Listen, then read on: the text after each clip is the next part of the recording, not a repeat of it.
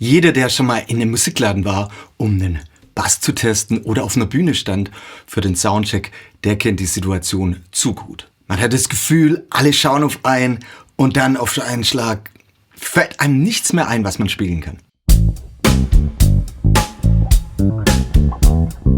Um dir dabei zu helfen, habe ich mal 5 Basslinien rausgesucht, die ich finde super passen, um einen Bass auch zu testen. Also nicht nur Sound, sondern Bespielbarkeit und beim Soundcheck dem Techniker ein bisschen verschiedene Möglichkeiten zu geben, deinen Sound zu beurteilen und entsprechend einzustellen. Der Unterschied zu dem Spielen mit einer Band oder mit einem Metronom oder Groove bei einem Soundcheck ist, deine Basslinie von allein muss schon gut klingen, die muss grooven. Deswegen achte, ganz, ganz wichtig, immer auf dein Timing, dann klappt es auch und dein internes Timing wird immer, immer besser. Jetzt aber gleich zu meinem ersten Vorschlag. Addicted to Love von Robert Palmer.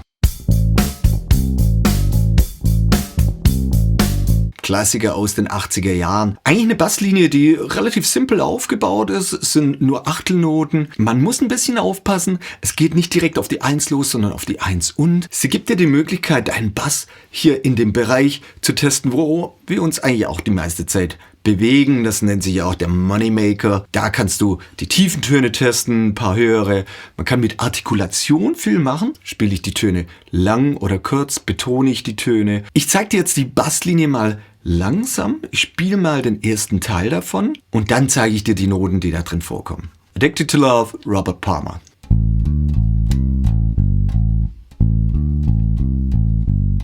So, dir ist jetzt vielleicht aufgefallen, dass ich das so spiele. Ich spiele mit meinem dritten Finger das A, drehe mein Handgelenk so ein bisschen raus und spiele dann das D auf der A-Seite mit meinem kleinen Finger, mit dem 4. Finger.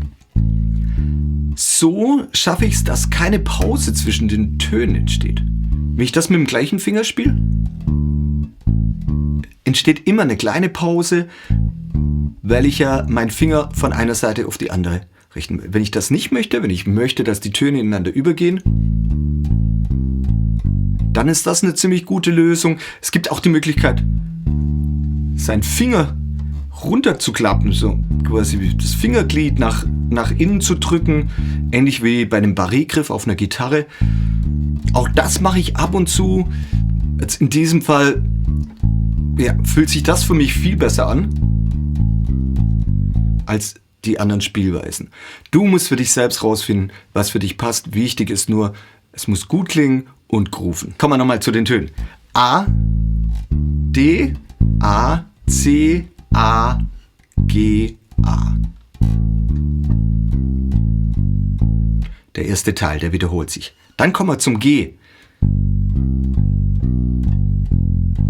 Das Grundprinzip eigentlich genau gleich. Wir haben wieder den Grundton, die Quarte, gehen zur Terz, in dem Fall das H, G, F, G.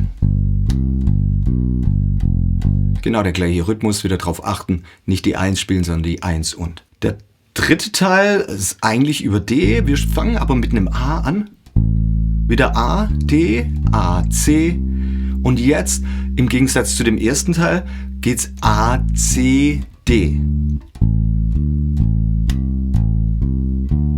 Und dann wieder zurück zu dem ersten Teil, der wiederholt sich.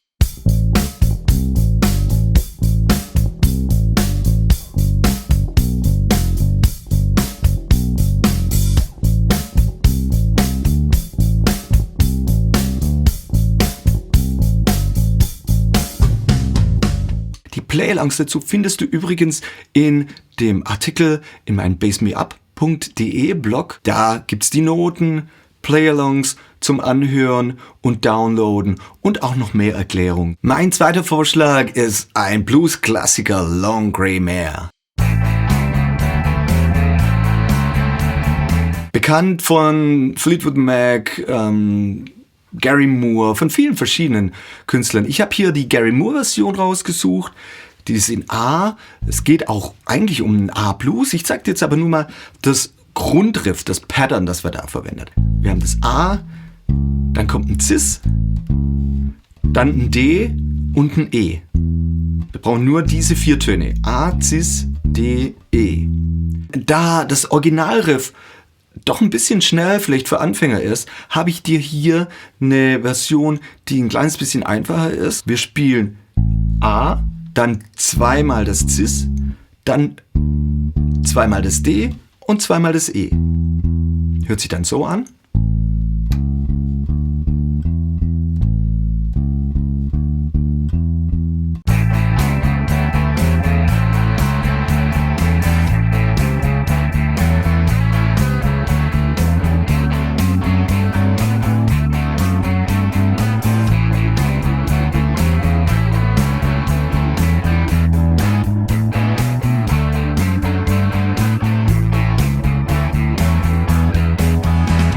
In dem Playalong, in meinem Blogbeitrag, da geht das Thema dann übrigens über die komplette 12-taktige Bluesform. Falls du keine Ahnung hast, was die 12-taktige Bluesform ist, dann findest du auch da wieder in meinem Blog Infos dazu, beziehungsweise gibt es auch ein Video von mir über Blues-Bass-Linien spielen. Schau dir das dann einfach mal an. Kommen wir zur zweiten Version.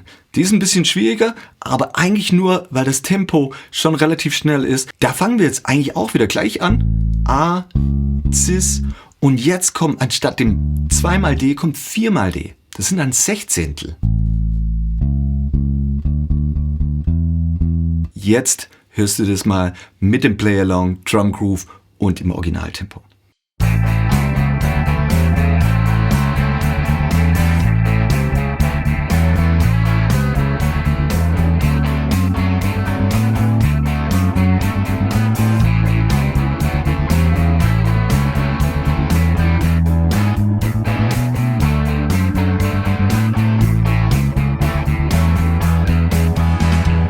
Der große Vorteil bei diesem Riff ist, du kannst es jetzt auf dem Griffbrett bewegen, wie du willst. Du kannst es genauso in der G spielen.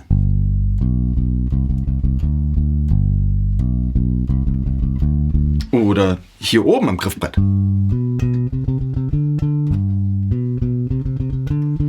Das heißt, es gibt dir die Möglichkeit, den Bass über das ganze Griffbrett zu testen und auch bei einem Soundcheck dem Techniker einfach viele verschiedene Frequenzen zu bieten. Mein dritter Vorschlag ist für alle, die Slap-Bass spielen, ein Song von David Sanborn mit Marcus Miller am Bass. Der Song heißt Chicago Song.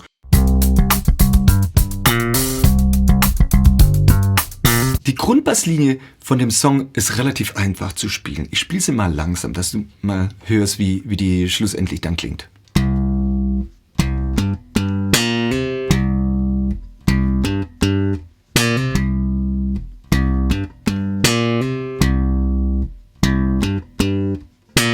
Hier ist es wichtig, dass du bei deinem Slap-Sound wirklich einen vollen Ton hast mit dem Anschlag, die angerissenen Saiten nicht zu sehr rausstechen und vor allem bei dem Hammer-On, der erste und der zweite Ton, relativ gleich laut sind. Hörst du mal kurz an mit dem Drum Groove und in der Originalgeschwindigkeit.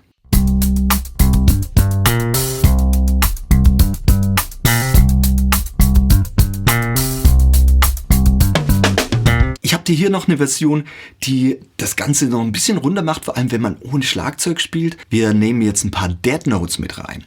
Damit machen wir jetzt eigentlich so ein bisschen das nach, was das Schlagzeug mit dem Hi-Hat und vielleicht mit der Snare auch machen würde. Einfach, dass es sich runder und grooviger anhört.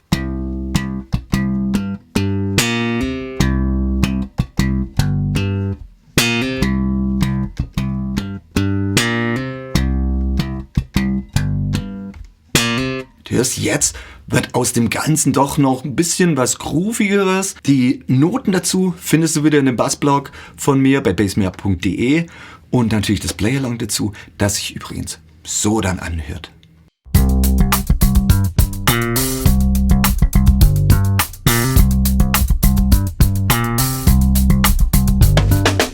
Mein nächster Vorschlag ist wirklich ein absoluter Funk-Klassiker.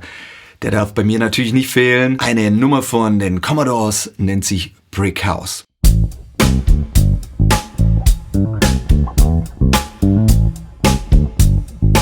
Auch hier habe ich dir jetzt 3 unterschiedliche Versionen für jedes Level. Du kannst als Anfänger jetzt die einfache Version spielen. Du kannst dich dann langsam an die zweite ranwagen. Und wenn du schon etwas fortgeschritten bist, dann dürfte die dritte für dich eigentlich auch kein Problem sein. Ich spiele wieder die Basslinie mal langsamer. Achte mal genau auf meinen Fingersatz.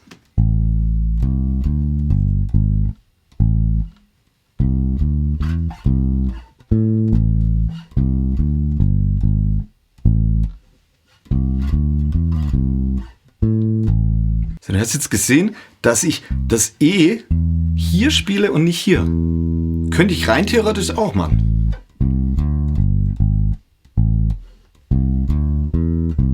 Wäre einfacher, ich müsste nicht so arg rutschen, aber das ist schon die Vorbereitung auf die Basslinie, die dann zum Schluss in dem Level 3 kommt. Da ist es ganz wichtig, tatsächlich den Rutscher mit drin zu haben. Deswegen übt das ruhig am Anfang auch gleich mit, weil so Shifts eigentlich immer ein bisschen ein Problem sind, um das Timing zu halten und den Groove zu halten. Da passiert dann oft mal, dass man ins Wackeln kommt. Auch das kannst du dir jetzt mal in dem Playlong anhören in Originalgeschwindigkeit mit Groove.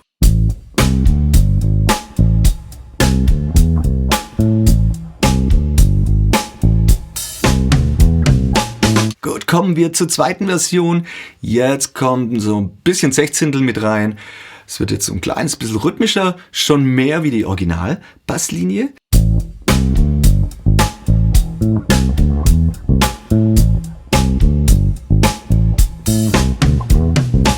Auch hier wieder aufpassen, der Rutscher, Groove, Timing ist alles bei der Basslinie. Artikulation macht ganz viel von dem Groove aus.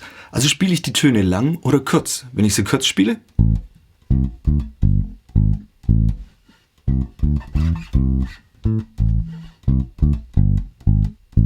hört sich das natürlich ganz anders an, wie wenn sie lang sind.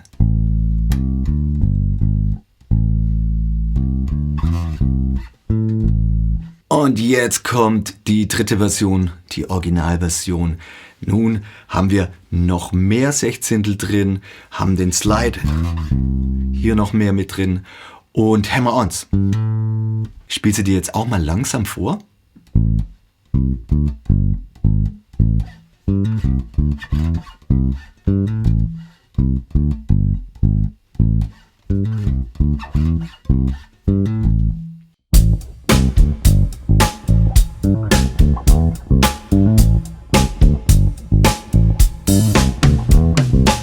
Den Hammer-On hier, den kann man übrigens auch entweder anreißen, also slappen oder poppen. Dann hört sich so an.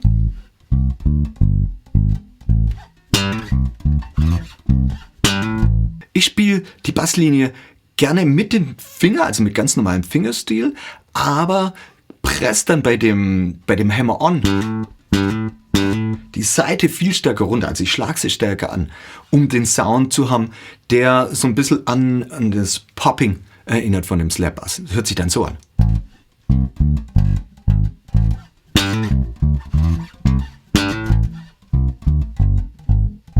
Das gibt so eine gute Mischung, das ist noch cooler Groove und artikulationsmäßig dann auch ein kleines bisschen mehr Stil, mehr Feel reingibt. Bei meinem letzten Vorschlag, die Basslinie Nummer 5, da komme ich auch auf eins meiner absoluten Favorites zurück. Enter Sandman von Metallica. Das ist einfach ein cooles Metal-Riff, das man jederzeit spielen kann. Das wäre jetzt auch ein guter Zeitpunkt, um dein Effektboard mal auszutesten. Verzerrer, Distortion, Fuzz, was immer du hast, draufknallen, dem Tontechniker mal zeigen, was denn noch alles kommen kann während dem Gig. Bei der Basslinie von Enter Sandman hört man nicht so hundertprozentig, finde ich, raus, was der Bassist denn damals so im Studio gespielt hat. Entweder er geht tatsächlich immer mit den Gitarren mit, zieht das E zum Beispiel immer vor. Manchmal spielt es aber auch auf die 1 dann mit. Ich habe hier jetzt einfach mal eine Mischung gemacht.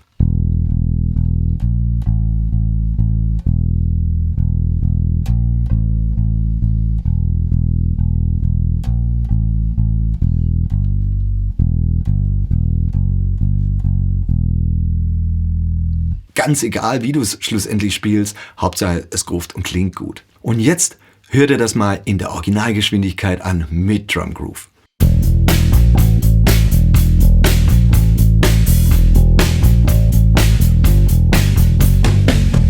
bei den ganzen Play-Alongs, die es zu den Übungen hier und zu den Basslinien von mir gibt, da darfst du jetzt nicht überrascht sein, wenn das Schlagzeug wegfällt und nur noch ein Klick kommt und dann irgendwann bei dem Klick vielleicht auch nur noch der erste und der dritte Klick kommt oder nur auf die 2 und 4. Das soll dir bei den Play-Alongs helfen, dein internes Timing zu schulen und immer besser dich auf dich selbst zu verlassen.